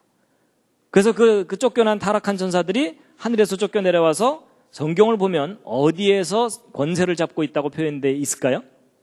공중 권세 잡은 자들이라고 되어 있어요. 여러분 하나님 하늘에 계시고요. 물론 그건 공간적인 하늘은 아니지만 하늘로 표현하잖아요. 그리고 우리 인간과 생명체들은 땅에 있죠. 하늘과 땅 사이에 중간에 하늘이 있잖아요. 중간 하늘이. 근데 이 공중 권세 잡은 자들이 여러분 하늘과 땅 사이에 커뮤니케이션을 해야 되잖아요. 서로 교통을 해야 되죠. 근데 그것을 중간에 가로막고 있는 존재가 바로 어둠의 세력들이에요. 그렇죠? 근데 마치 이 땅에 있는 우리를 둘러싸고서 하늘과의 교통을 방해하고 있는 듯한 패턴으로 이렇게 짜여져 있는 거예요. 그래서 이 666이라는 수가 계시록에만 나오는 줄 알았는데 아예 그냥 창세기 1장 1절 속에 있어요. 근데 여러분 이 666도 정삼각형인 것이 조금 이상하죠. 여러분 아까 정삼각수, 삼각, 3 이런 수는 하나님의 신성과 관계된 수라 그랬잖아요. 그렇죠? 그런데 이제 이런 차이가 있습니다. 이건 물론 이제 십진수적인 속성인데 여러분 천지창조라든지 땅의 창조와 관계된 숫자들은요. 그것을 이루고 있는 요 컴포넌트 숫자들을 더해보면 3하고 7을 더하면 얼마죠? 10이고 703 더해도 10이고 2701 더해도 10이고 73 더해도 10이죠. 다 10 그러니까 이게 완전수예요. 근데 여러분 이 666과 관계된 이 숫자들은요. 여러분 이게 666은 36번째 삼각수거든요. 여러분 3하고 6 더하면 얼마입니까? 9죠. 666 더하면 어떻게 돼요? 그 666 더해도 18인데 이거 1하고 8을 다시 더하면 또 9가 되죠. 그 다음에 1998도 보세요. 1998 더하면 27이거든요. 근데 2하고 7을 또 더하면 어떻게 돼요? 또 9가 되죠. 항상 9가 돼요. 근데 이제 여러분 그 신학의 한 분야 중에 뭐가 있냐면 수신학이라는 게 있어요. 세오마틱이라 그래가지고 성경에 나오는 수에 관한 비밀을 푸는 학문이에요. 이제 그게 조금 너무 잘못 가면은 뭐 1.5단, 2단 이렇게 되지만 여러분 오늘 내용을 잘 들어보시면 알지만 하나님께서 이 우주를 수학적으로 건설을 하셨어요. 그래서 수학적인 비밀을 많이 넣어두셨거든요. 근데 이 성경에서 모든 숫자가 의미를 갖고 있지는 않지만 반복적으로 나오는 공통된 수들은 의미를 갖고 있어요. 그래서 여러분 1, 2, 3, 4 기본수 중에서 3은 아까 하나님의 신성과 관계된 수라 그랬죠. 그래서 4는 땅의 수 또는 고난의 수 이렇게 이야기를 해요. 그래서 여러분 40일 금식기도 40년 광야 생활 400년 노예 생활 그게 다 4자로 시작되잖아요. 그렇죠? 그래서 그 인간이 땅에서 고난을 받는 것과 관계된 거라고 보고 있고요. 이제 5는 기적의 수라고 얘기하고 7이 천지창조 완전수죠. 근데 6은 뭐냐면 안식이 없는 창조까지이기 때문에 이 6째 날에 인간도 창조되고 그래서 안식이 없는 창조이기 때문에 불완전한 수예요. 7이 완전수고 8은 그러면 뭘 상징하는 것 같습니까? 새로운 시작입니다. 새로운 출발. 그래서 여러분 노아 방주에 몇 명 탔죠? 8명이요. 그 8명 방주에 탄 사람들만 그 다음 세상을 다시 시작해요. 그리고 성경을 보면은 산의 아이가 태어나면 난지 며칠 만에 할례를 해줘요? 8일 만에 할례 해주죠? 새로운 시작을 의미하는 겁니다. 그리고 예수님도 이 땅에 오셔서 이 마태복음 5장에 그 천국에 대해서 얘기하시면서 팔복을 얘기하시죠? 근데 그 팔복이 다 하늘나라에 관한 얘기예요. 여러분 우리가 이 땅에서 살고서 끝나면 새 하늘과 새 땅에서 새로운 삶을 시작하게 되는 거죠. 그래서 이 8이 새로운 시작이라는 것을 상징한다고 보고 있습니다. 그래서 여러분 아까 그 예수 그리스도의 이름의 숫자 값이 헬라어로 몇이었어요? 888이었죠. 예수 그리스도와 함께하면 새로운 세상을 다시 시작할 수 있다라는 것이 상징적으로 그 속에 들어있다라고 보고 있어요. 그래서 아들을 낳으려니 이름을 예수라 하라고 아예 정해주셨어요. 그리고 이제 아까 10이 완전수라 그랬죠? 그럼 9는 뭐냐? 완전하지 못한 불완전한 수예요. 그래서 뭐 반역의 수, 거절의 수 이렇게 이제 의미를 부여합니다. 근데 이 666과 같은 이런 부정적인 의미를 갖는 적그리스도의 수라고 하는 저 수가 9로 이렇게 돼 있어요. 그럼 이게 무슨 말이냐면요. 사탄은요. 하나님 행세를 하는데 완전하지 않아요.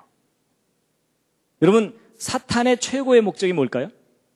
하나님이 창조하신 모든 피조물로부터 하나님 대신에 자기가 경배받는 거예요. 그래서 여러분 예수님 시험할 때도 내게 경배하라고 그러잖아요. 그렇죠? 근데 여러분 가짜가 진짜 행세를 해야 되는 거잖아요. 사탄이 자기가 하나님인 척 해야 되잖아요. 그러니까 가짜가 진짜 행세를 하려면 진짜 닮아야 되는 거 아시죠? 그래서 여러분 나이키, 나이스 이런 거 있잖아요. 아디다스, 아디도스 뭐 이런 거 기억하시죠? 그래서 여러분 보통 대부분의 사이비 이단 종교들이 정통 종교를 모방하는 이유가 정통 종교를 모방해야 장사가 잘 되거든요. 이해가 되시죠? 그래서 사탄도요, 자기가 독자적으로 비즈니스를 못하고 꼭 자기가 하나님인 척하면서 사람들을 유혹하고 거짓말로 속여서 지옥으로 데리고 가는 겁니다. 그러니까 사탄도 자기도 삼각형을 666이 정삼각수거든요. 자기도 하나님인 척하는데 문제는 사탄은 항상 부족해요. 완전하지 못해요. 그래서 하나님과 사탄의 차이가 뭐냐면, 여러분 나중에 성경을 보시면 그 사탄이요, 막 하늘에서 불을 내리기도 하면서 사람들을 할 수 있거든 미혹하게 할 거라고 돼 있어요. 막 기적을 일으킨다는 뜻이에요. 그런데도 그러면서 사람을 미혹하게 한다고 돼 있기 때문에 사탄도 능력이 아주 커요. 근데 하나님과 사탄의 차이는 완전하신 분과 완전하지 못한 존재의 차이입니다. 그래서 이제 그런 의미가 이 속에 다 들어있다라고 보고 있습니다. 자, 이제 여기까지 쭉 설명드렸는데, 아직 괜찮으시군요, 상태가. 네, 잠시 한번 또 기지개를 살짝 켜시겠습니다.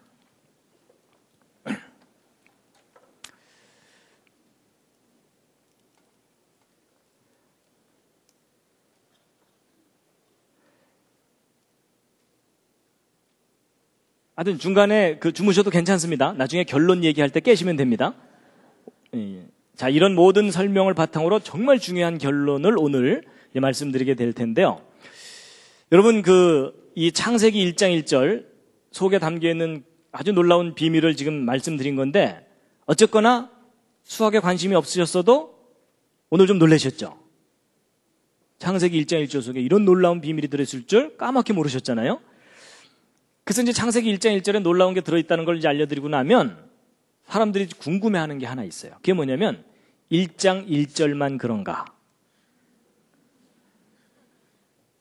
그렇거든요. 그래서 이제 궁금해하실 것 같아서 제가 그 뒤를 좀 잠깐 보여드리면, 그래서 창세기 1장 2절의 첫 번째 단어의 숫자 값을 조심스럽게 더해봤어요. 무슨 일이 벌어지나? 그랬더니 2701에다가 302를 더하는 거잖아요. 그랬더니 얼마가 나오냐면은 3003이 나와요. 근데 이 숫자가 또 평범한 숫자가 아니에요. 이게 무슨 수냐면 77번째 정삼각수예요. 또 아니면 창세기 1장 1절만 저렇게 완벽하면 됐지? 그 다음 메시지의 첫 단어도 그 완전함과 강하게 연결이 돼 있어요. 뿐만 아니라 이 8번째 단어의 숫자 값을 더하고 난 다음에 이 앞에 있는 이 세 단어는 태초에 하나님이 창조하셨다 이고, 그 뒤에 있는 이 단어들은 피조물들이에요. 하늘, 땅 이런 것들이거든요. 그런데 이 5개의 피조물에 해당되는 이 단어의 숫자 값들을 싹 더했더니 얼마가 되냐면 1801이 나와요. 근데 이 숫자가 또 평범한 숫자가 아니고요. 이 수가 천지창조 전체 2701 정삼각형에 내접하는 가장 큰 정육각형이 있거든요. 이 숫자 값이 1801이에요.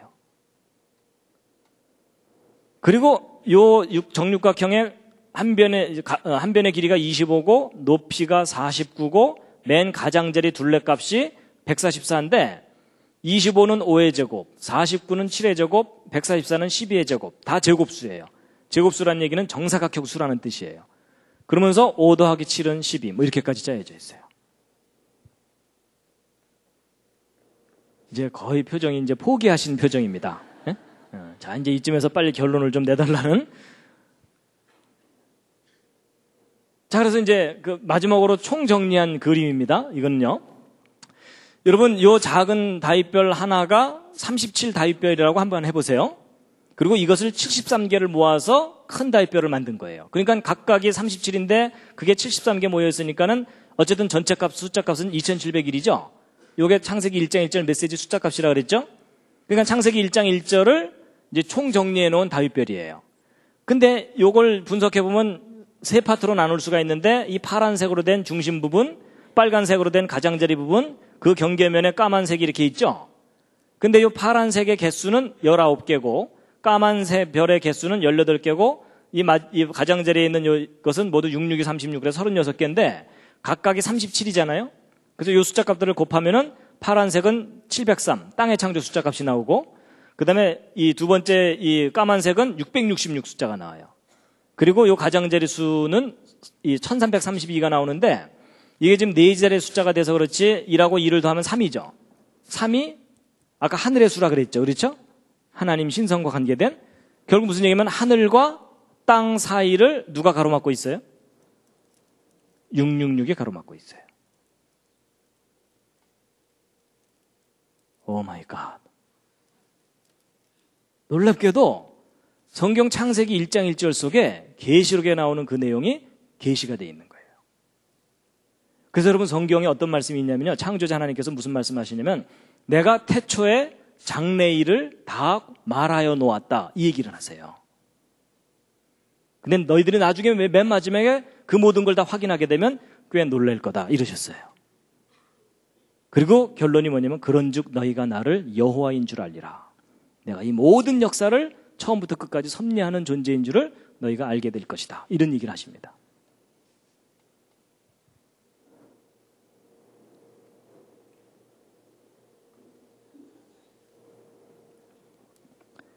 그래서 이제 보세요. 여러분이나 저는 이미 하나님을 믿고 성경을 믿으니까 성경을 귀하다고 생각하잖아요. 근데 여러분 일반 사람들은 일반 이 인본주의적인 교육을 받은 대부분의 사람들은 성경, 특히 창세기를 신화라고 생각해요. 그것도 이스라엘 사람들의 허술한 신화고 중동 지방에 나돌던 여러 신화를 베껴서 나름대로 자기들 신화를 만든 거다라고 그렇게 해석을 합니다. 근데 여러분 허술한 신화라고 생각하는 그 창세기의 제일 첫 번째 메시지가 수학적으로 분석해 보니까 이렇게 완벽해요. 여러분 과학의 가장 기초가 수학이에요. 그렇죠? 그러니까 수학적이라는 말은 과학적이라는 말과 같은 말이에요.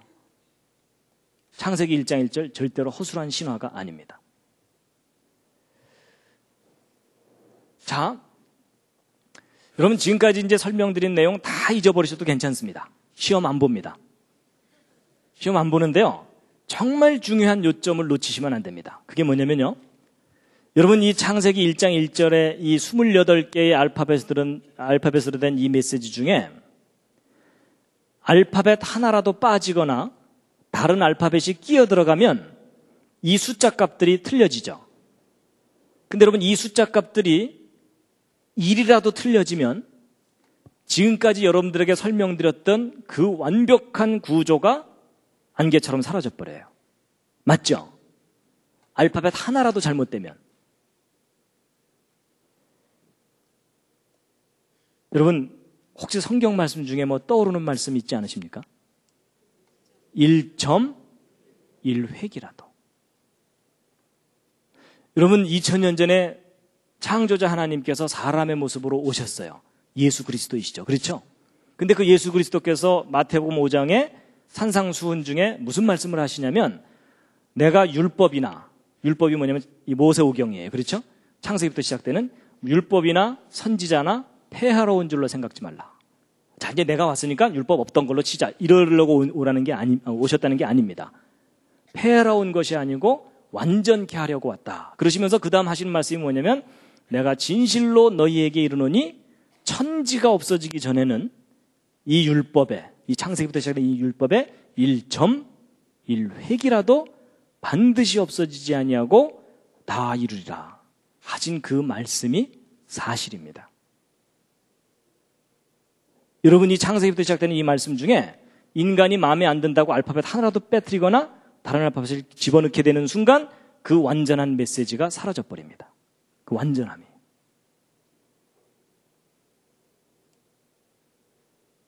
제가요 이 논문 내용을 접하기 전에도 성경은 참 귀한 하나님의 말씀이다라고 그렇게 인정하고 고백을 했었는데 제가 이 논문 읽고 이해하고 나서 결심을 한 게 하나 있습니다. 그게 뭐냐면 내가 띨띨해서 이해를 못하면 이해를 못했지 이 성경의 기록이 틀릴 리가 없다예요. 제가 그러고 났더니 그 다음에 성경을 읽을 때 토시 하나까지 살아서 이렇게 들어오는 그런 느낌이 드는 거 있죠. 예전에는 대충 의미만 파악하려고 그랬어요. 아니에요. 이 말씀이 기록된 그대로 100% 완벽한 완전한 말씀이에요. 여러분과 제가 믿는 그 예수 그리스도의 복음이 있잖아요. 그 복음이 마태복음 그 사복음서에 있잖아요.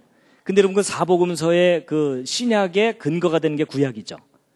구약 중에서도 가장 기초가 되는 것이 모세오경이에요.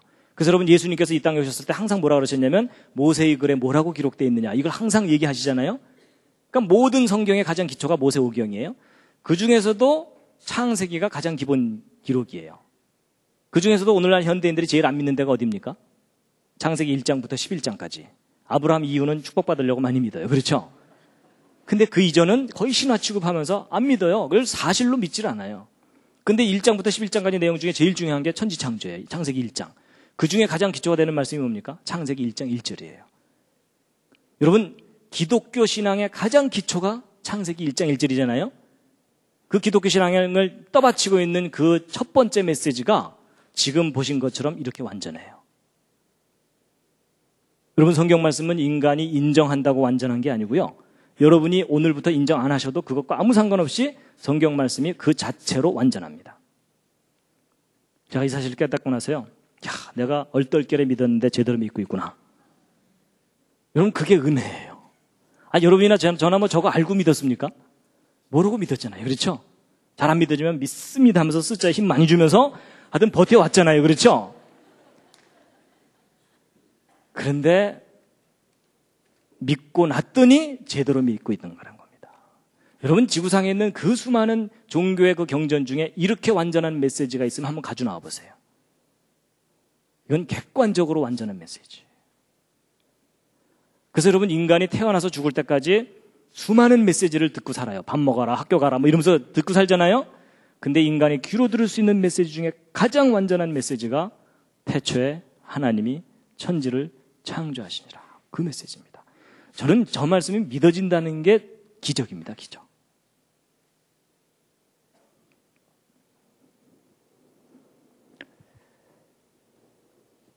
함께 한번 읽으시겠습니다. 시작. 여호와의 율법은 완전하여 영혼을 소성케 하고 여호와의 증거는 확실하여 우둔한 자로 지혜롭게 하며 여호와의 교훈은 정직하여 마음을 기쁘게 하고 여호와의 계명은 순결하여 눈을 밝게 하도다. 아멘.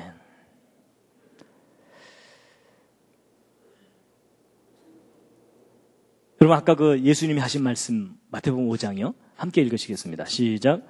내가 율법이나 선지자나 폐하러온 줄로 생각지 말라. 폐하러온 것이 아니요 완전케 하려 함이로라.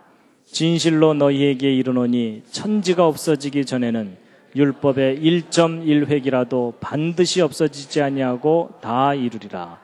그러므로 누구든지 이 계명 중에 지극히 작은 것 하나라도 버리고 또 그같이 사람을 가르치는 자는 천국에서 지극히 작다 일컬음을 받을 것이요 누구든지 이를 행하며 가르치는 자는 천국에서 크다 일컬음을 받으리라.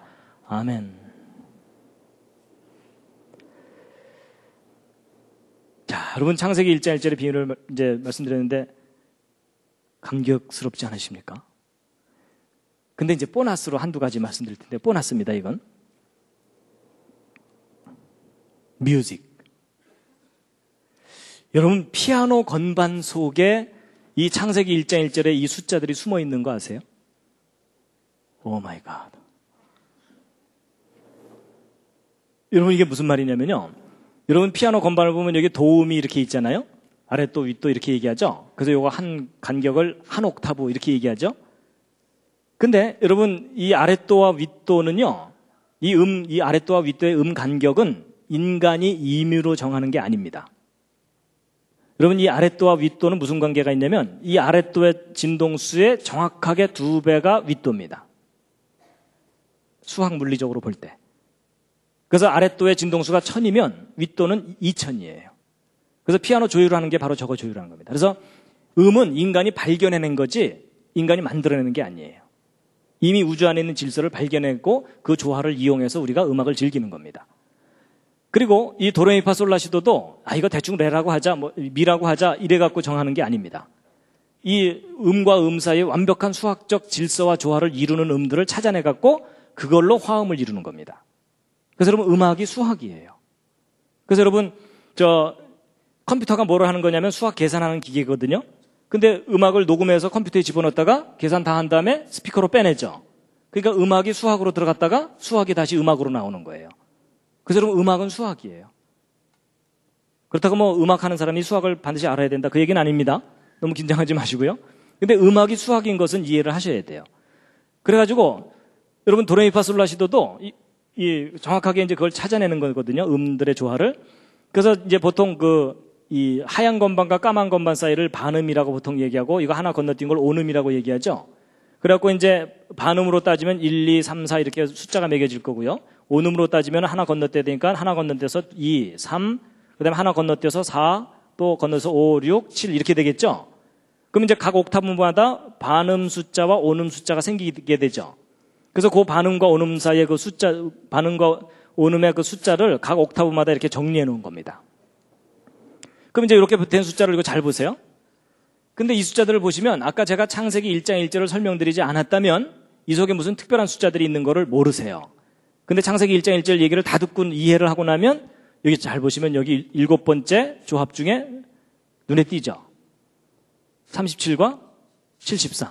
이게 천지창조 숫자 조합이었잖아요. 그렇죠? 그리고 네 번째는 이게 4는 아까 땅이라는 걸 의미한다 그랬죠? 근데 네 번째가 37과 19인데 저게 땅의 창조 숫자 값이었어요. 그리고 두 번째는 13과 7인데 이게 아까 19 뒤집은 게 91이라 그랬죠? 그러니까 아까 창세기 1장 1절 설명할 때 나오는 그 숫자들이 저 속에 다 들어있어요. 우연일까요? 우연이 아닙니다. 여러분, 우리가 어떤 음악을 들을 때 저 음악 참 아름답다. 음악을 몰라도 아름답다고 하는 그런 음악이 있잖아요. 왜 우리가 그 음악에 감동을 하냐면 그 음악의 수학적 질서와 내 몸에 이 창조된 수학적 질서가 공명을 하기 때문에 그런 겁니다. 그건 무슨 얘기냐면 음악의 질서와 조화를 창조하신 하나님이 우리 몸도 창조하셨기 때문에 서로 조화를 이루도록 하셨다는 얘기입니다. 그래서 여러분 음악은 수학이에요. 근데 음악만 수학이 아니고요. 미술이 또 수학이에요. 무슨 말이냐면 여러분 이 미술이 이게 색이잖아요. 여러분 뭐 제가 옷을 잘 입었는데 하여튼 이렇게 어디 정장을 하고 갈 때 이 배색이 안 맞으면 영촌스럽죠. 저는 하여튼 대충 제가 입고 왔으니까 너무 저를 쳐다보지 마시고요. 여러분 어떤 옷을 딱 입었는데 색깔이 안 맞아갖고 영촌스러운 경우가 있고 옷을 딱 입었는데 참 멋있다 이런 경우가 있죠. 그게 뭐냐면 색과 색 사이에 완벽한 질서와 조화를 이루면 우리 눈에 아름답게 보이게 돼 있어요. 근데 여러분 저 색이 뭐예요? 수학이에요. 수학. 파장이고 수학이에요. 그래서 여러분 디지털 사진기로 사진 찍은 다음에 컴퓨터에 집어넣었다가 프린터로 또 빼내죠. 그러니까 색을 수학으로 집어넣었다가 수학에서 다시 색으로 빼내는 거예요. 그래서 여러분 색 미술도 수학이에요. 그래서 여러분 텔레비전 모니터도요. 정사각형으로 만들면 우리 눈이 피곤해요. 근데 가로 세로 비율을 적당하게 해주면은 눈에 싹 들어오면서 덜 피곤하거든요. 그게 바로 이 도형도 수학이고 우리 몸도 수학적으로 설계되어 있고 그게 질서와 조화를 이루면 우리가 편안하게 행복하게 느끼게 돼 있어요. 그러니까 하나님께서 이 우주를 수학적으로 설계를 하셨기 때문에 그래서 이런 말까지 하는데 이 좌절감이 드실지 모르겠지만 수학을 모르는 사람은 하나님이 하신 일의 반을 모른다 이렇게 얘기합니다. 죄송합니다. 그래서 여러분 하나님께서 이 우주를 정말 완벽하게 수학적으로 설계해 놓으셨어요. 그리고 또 제가 뭘 또 느꼈냐면요.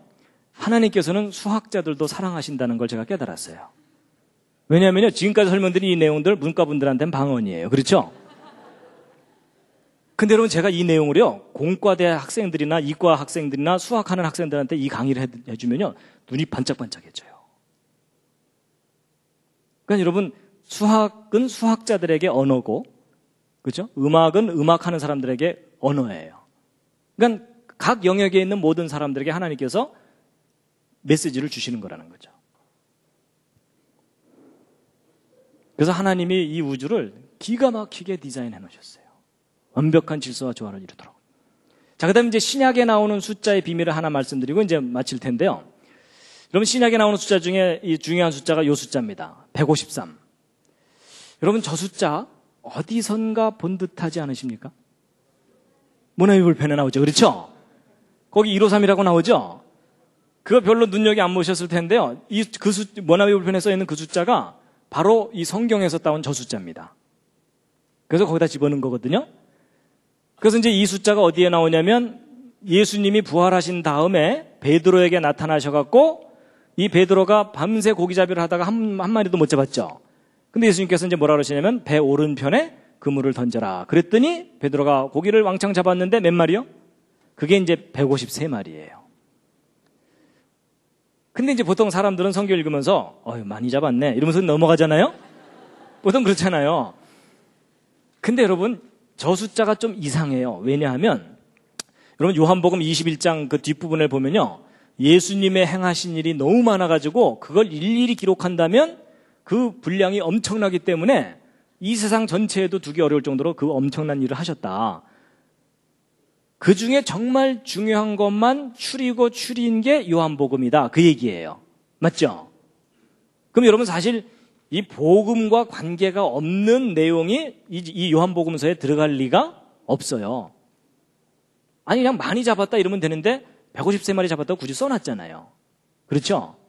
물론 이제 베드로야 시장에 내다 팔아야 되니까 자기 장부에다가는 153마리 이렇게 적을 수 있을지 모르지만 그게 무슨 복음과 관계가 있어갖고 153을 굳이 저렇게 썼냐는 거죠. 근데 여러분 저 숫자가 평범한 숫자가 아닙니다. 저 숫자가 무슨 숫자냐면요. 153이요. 여러분 히브리어로 베니 하 엘로힘이라는 요 말이 하나님의 아들들이라는 뜻이거든요. 근데 요 두 단어의 숫자 값이 153이에요. 우연일 수도 있고 아닐 수도 있는데 어쨌든 이래요. 근데 여러분 아까 성경 말씀이 완벽하게 수학적으로 짜여져 있다는 걸 기억하신다면 이게 우연이 아닙니다. 그러면 여러분 이게 하나님의 아들들이라는 이 단어의 숫자 값이 153이라는 걸 이해하고 나면 이 상황이 이해가 돼요. 여러분 베드로는 저 상황에서 밤새 고기잡이한 목적이 뭐였어요? 먹고 살려고. 그렇죠? 근데 한 마리도 못 잡았죠? 신경질 나고 배는 고프고. 그런데 예수님께서 짠하고 나타나셔서 내 말대로 해볼래? 그래갖고서 잡았는데 153마리를 잡았는데 그게 무슨 단어하고 관계가 있어요? 하나님의 아들들이죠. 그럼 예수님의 메시지가 아주 선명한 거예요. 뭐냐? 네가 육신의 양식을 위하여 일하지 말고 나와 함께 하나님의 아들들을 낚으러 가자. 여러분 예수님께서 맨 처음 베드로를 부르실 때도 그때도 고기 잡고 있을 때 부르셨잖아요. 그렇죠? 그러면서 뭐라 그러셨어요? 사람 낚는 어부가 되게 할 것이다 라고 데려가셨잖아요. 근데 예수님 따라다니다가 결국 마지막에 그냥 기절해버렸죠. 그렇죠? 예수님 끝까지 따라가지 못하고. 그런데 예수님이 그때 다시 나타나셔갖고 하나님의 아들들이라는 사인을 주시는 거예요. 그리고 이 특징만 있는 게 아니고요. 이 153은 또 무슨 또 다른 속성이 있냐면요. 153은 17번째 또 정삼각수예요. 근데 여러분 1하고 7을 더하면 8이라 그랬죠? 새로운 시작과 관계되어 있어요. 그렇죠? 근데 여기서 끝나는 게 아니에요. 이 숫자가 무슨 숫자냐면 여러분 153의 숫자가 어떤 숫자냐면 153은 1하고 5하고 3으로 이루어져 있죠. 근데 각각을 3승을 해보세요. 세제곱을 하면은 1하고 125하고 27이 되죠. 요 세 숫자를 한번 더 해보세요. 얼마가 나옵니까? 도로 153이 돼요. 거의 이해를 하신다기보다는 지금 거의 감상을 하시는 수준이 되셨습니다. 여러분 이런 수를 뭐라 그러냐면 트리플 큐브 넘버라 그러는데 각각을 3승을 했으니까 정육면체를 의미하는 거죠. 그렇죠? 근데 정육면체가 3개라는 얘기예요. 근데 여러분 아까 정육면체가 어떤 장소하고 관계되어 있다고 그랬죠? 지성소인데 저희가 거룩한 장소죠. 그럼 여러분 거룩함. 여러분 거룩하고 거룩하다. 지극히 거룩함이에요. 그럼 여러분 이 153이라는 숫자는 무엇을 상징하는 수냐면 거룩함을 상징하는 수예요. 여러분 거룩이라는 말이 뭐냐면 구별된다는 뜻이에요. 그렇죠? 구별된 수라는 거예요. 거룩함. 그럼 여러분 이게 거룩함이라는 걸 나타내는 거라면 이 상황이 더욱 확실해져요. 여러분 베드로 예수님을 배반했어요. 맞죠? 예수님이 부활하신 것까지 알지 모르지만 이미 예수님 앞에 나가기에는 자기는 배반을 했기 때문에 여러분 사람이 비전을 잃어버리면 죽는 이만 못해요. 그렇죠? 삶의 목적과 비전을 잃어버리면 죽는 이만 못한데 그러고서 이제 틀렸다. 난 이제 먹고나 살자 이러면서 돌아간 거예요. 고향으로 돌아가서 밤새 고기잡이를 했는데 하나도 못 잡았어요. 근데 그때 예수님이 나타나셔서 153마리 잡게 하셨죠? 그럼 뭐예요? 네가 육신의 양식을 위하여 일하지 말고 나와 함께 거룩한 일을 다시 하자. 그 사인이 너무나 분명한 거예요. 근데 여러분 그렇다고 또 오해하시면 안 됩니다. 베드로가 이제 일단 셌으니까는 153이라고 썼을 거 아니에요. 그래서 이제 베드로가 이제 한 마리, 두 마리, 세 마리, 네 마리 쫙 이러다가 맨 마지막에 153 이러는 순간 무릎을 탁 꿇고 오 주여 이게 트리플 큐브 넘버이옵나이다.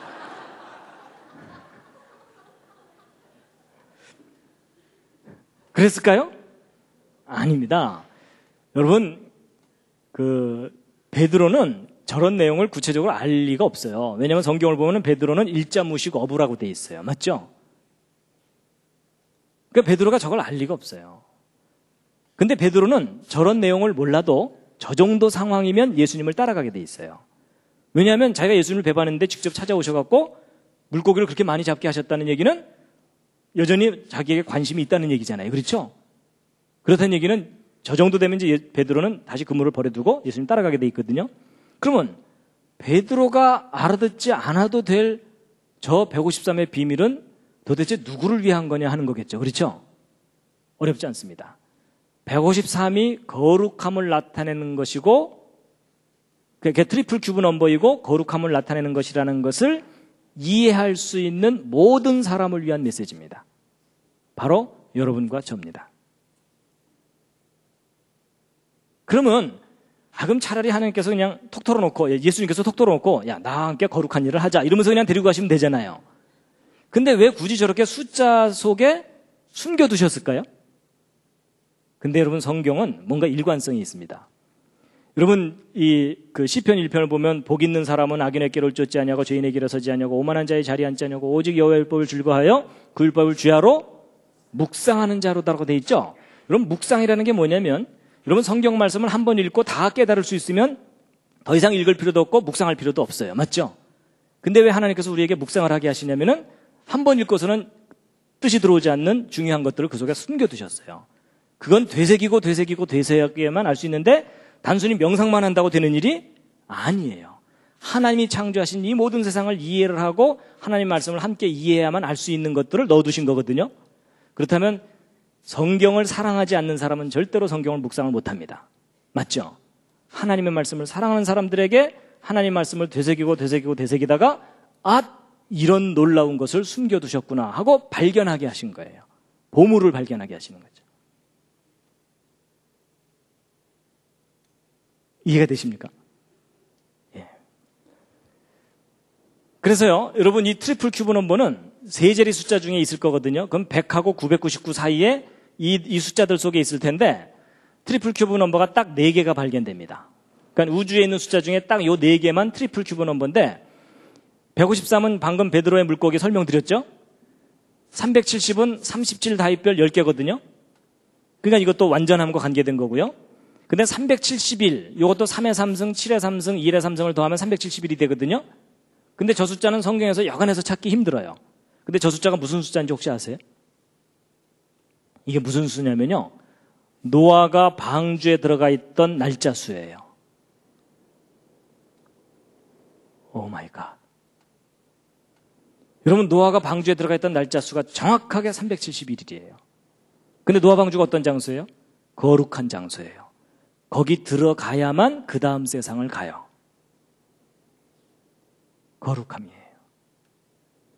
그리고 이제 407은 이것도 여간해서 숫자 찾기 힘든데 창세기 1장 1절에 땅을 할 때 요거 숫자 값입니다. 근데 여러분 요 에트라는 숫자가 목적을 나타내는 그 단어라 그랬죠? 근데 요 에트라는 단어가 히브리어 알파벳의 22개 중에 맨 첫 번째 알파벳과 맨 마지막 알파벳으로 돼 있어요. 여러분 지금까지 이 모든 내용을 다 이해하고 나면 히브리어 알파벳 순서와 개수조차도 누군가가 디자인한 거예요. 맞죠?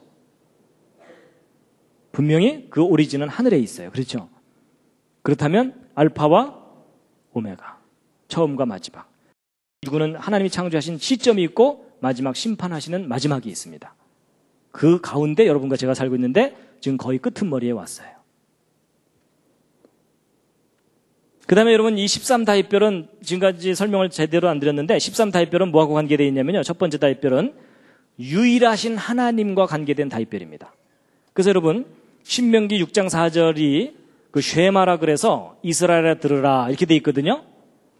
함께 읽으시겠습니다. 시작. 이스라엘아 들으라. 우리 하나님 여호와는 오직 하나인 여호와시니 너는 마음을 다하고 성품을 다하고 힘을 다하여 내 하나님 여호와를 사랑하라. 그래서 바로 이제 이 신명기 6장 4절을 히브리어로 그 원문이 바로 이거거든요. 들으라 이스라엘아, 야훼 우리 하나님은 유일하신 여호와이시니, 이렇게 되어 있습니다. 근데 여러분, 이 문장의 숫자 값을 계산하면 1118이거든요. 근데 이 1118이 13 곱하기 86으로 나눠질 수가 있는데, 이 13은 에하드라고 하는 하나라는 단어의 숫자 값이고, 86은 아까 그 엘로힘 있죠. 엘로힘의 숫자 값이에요. 그러니까 이 문장을 줄이면은 한 분이신 하나님이라는 뜻이에요. 그런데 또 재밌는 것이 뭐냐면, 오직 하나인 여호와시니 그랬을 때 야훼 에하드 이렇게 돼 있는데, 여러분 이 하나라는 단어도 13이지만 요 여호와라는 우리말로 여호와라고 번역된 요 하나님의 고유한 이름도 숫자 값이 26인데 26은 13을 두 번 더한 거죠. 그러니까 13 다윗별들로 이루어진 메시지예요. 오직 하나인 여호와, 하나님. 그래서 그 히브리어 단어 중에요, 이 하나라는 단어도 13이라는 숫자 값이고요, 아비라 그래서 이게 my father란 뜻이거든요. 나의 아버지라는 요 단어도 숫자가 13이에요. 그리고 사랑이라는 단어도 아하바인데 또 재밌게도 이게 13이에요. 그래서 연결을 해보면 한 분이신 나의 아버지는 사랑이시라, 이렇게 돼 있어요. 그래서 하나님이 사랑이신 것을 수학적으로 증명하라, 이러면 저거 설명하면 돼요. 그리고 이제 저거 들고서 마지막 하나님께서 우리를 미워하시면 사랑이시래매요, 이러면서 우리가 대들면 돼요. 그렇죠?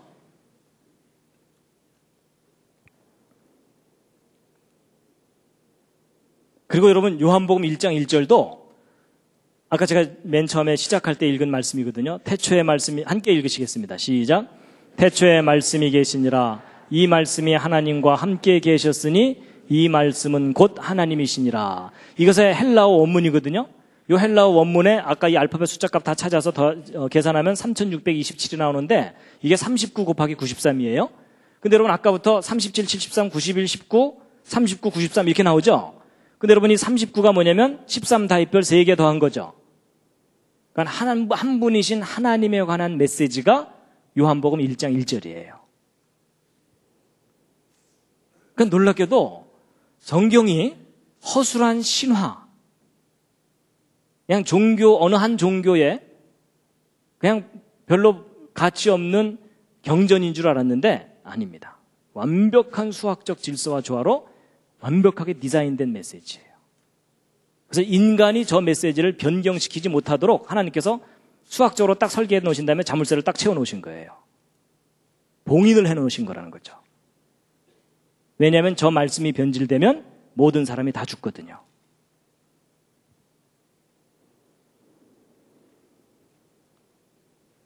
자, 여러분, 오늘 길게 말씀드렸지만 요점은 참 간단합니다. 뭐냐면 하나님의 말씀이 우리를 살리는 완전한 말씀이라는 겁니다. 함께 읽으시겠습니다. 시작. 여호와의 율법은 완전하여 영혼을 소성케 하고 여호와의 증거는 확실하여 우둔한 자로 지혜롭게 하며. 아멘. 그래서 저도 부족하지만 무슨 결심을 하냐면요, 하나님의 말씀이 나를 변화시켜야지 내가 하나님의 말씀을 변화시키려고 그러면 안 된다, 저거 생각합니다. 보통 사람들이요, 또 많은 신학자들이 하나님의 말씀을 변화시키려고 그래요. 시대에 맞게. 아닙니다. 하나님의 말씀이 우리를 변화시켜야 됩니다. 마지막 꽃다발입니다.